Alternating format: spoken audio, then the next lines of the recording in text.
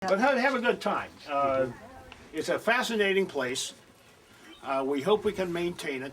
The idea of all the national parks is to preserve and protect them for the enjoyment of future generations. My grandchildren have been here, and I hope that when they bring their grandchildren here, it'll be about the same. Or when you folks from out of the country come back, or your kids come back, when you come back here with your children, this place will still be a pretty neat place for you to visit if we can keep it right.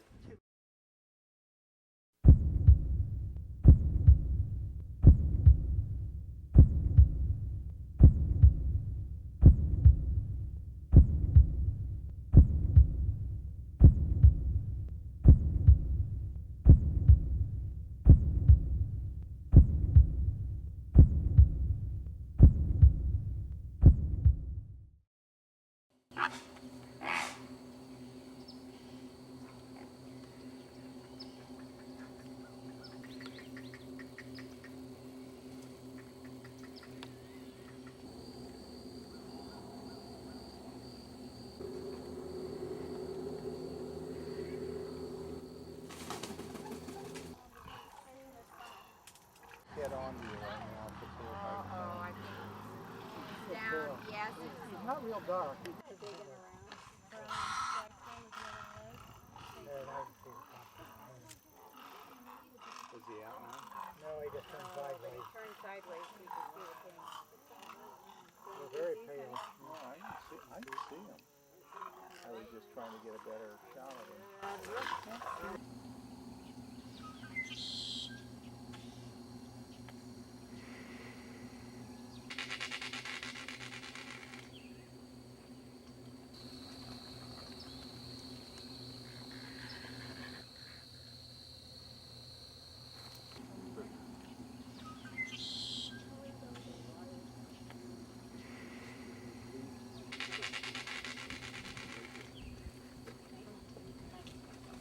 All of this, everything you see that doesn't have trees growing on it is wetlands. Normally that stuff is covered by 1 foot or 2 feet of water. All these? Yeah, all back up in there, all that you drive past.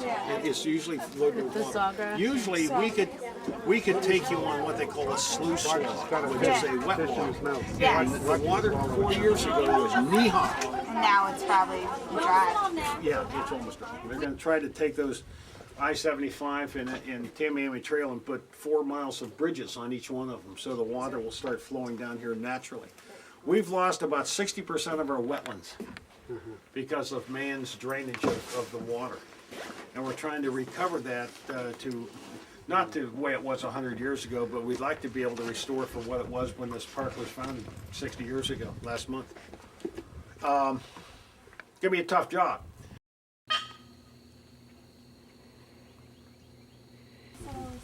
Look at his eyes. This is mating season. They're just now starting courtship and nesting, but look at that eye. He's ready to find somebody. So you mean the blue? Yeah, the blue. Yeah, the turquoise. That all around the eye. No, he would be old enough. He's probably at least 3 years old, because for the first 2 years they tend to look like the females, and then the males lose that tan neck and they turn all black. And both the male and the female will incubate the eggs, and they'll take turns doing it. And then when the eggs hatch, then the both of them will go get food for the young, and that's the first nest that I've seen here. Usually this place is loaded with nests, and last year they had no successful nests. And hopefully this will work. Nobody knows why. That's the problem. Is this early or is this the time? No, this is right. This is the beginning of nesting season for them, and the birds will grow. They'll hatch the eggs, and I'm serious. In 3 weeks, they're bigger than that. They'll ship the water down here, and it would be unusually high for the season.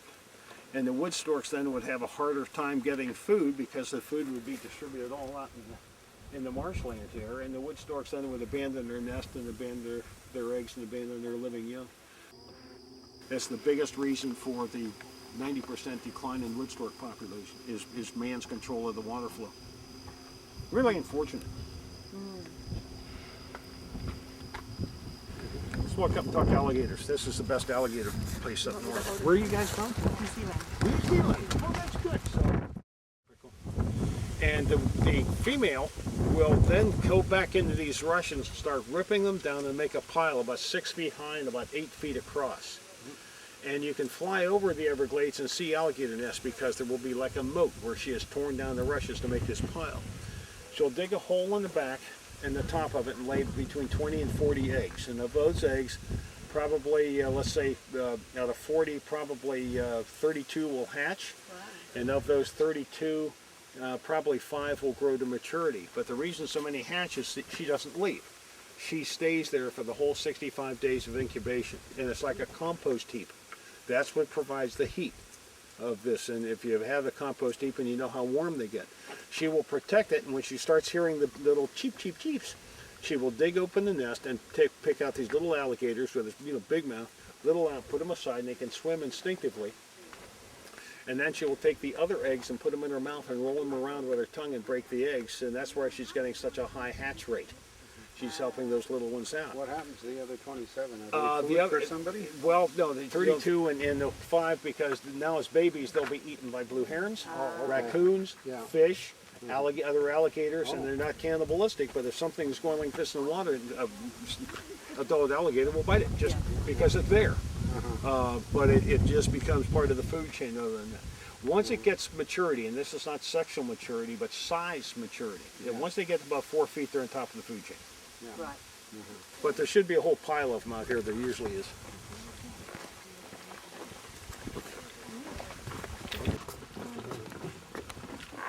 Okay, these guys just laying around. Now see that. Look at those claws. See if you consider that this claw could gently dig open a nest, or if that big mouth right there could gently lift a baby alligator out of there. Holy moly. That one is small, that one's small. It's a small one. This guy's pretty big. These two big ones here are probably well over 25 years old. Is there much in the way of Well, Mom did one over there. Yeah, we have 4 poisonous snakes. Thousands wandered there over there. Yeah, 4 poisonous snakes, and we have a problem of invasive pythons. People have been buying pythons and throwing them out here to get rid of them. We have anywhere estimated between 5,000 and 100,000 of those snakes. Biggest one they've caught is 19 feet.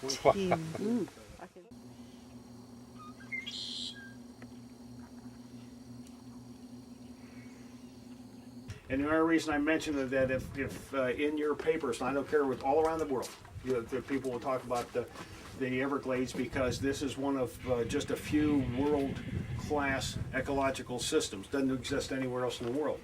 And they're concerned about the lack of water and whether this place will be viable in 10 years or we'll be selling the land to build condos on it.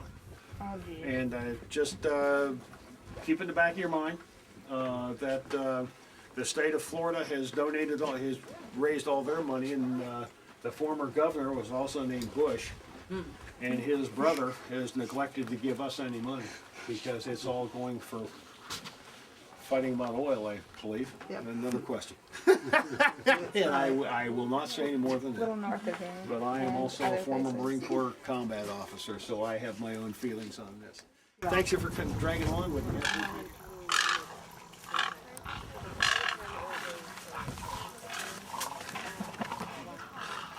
Can you tell me a spider that had like 4 horns? Well, we're studying a particular one. It's right there. That was him. Where'd you find him? That was Where'd him. you find him? I'll be darned. Wow. Did you see him? Yeah, I did see one. Really? On And this, no, not in here. If when you're going down Long Pine Key, you're going back to the campsite, you'll see a sign that says Long Pine Key Nature Trail. Yeah. Okay? oh yeah. Okay. On the other side of the gate, on the right-hand side, there was a spider nest, because I'd never seen one like that before. Thank you. Thank you so much. Thanks so much.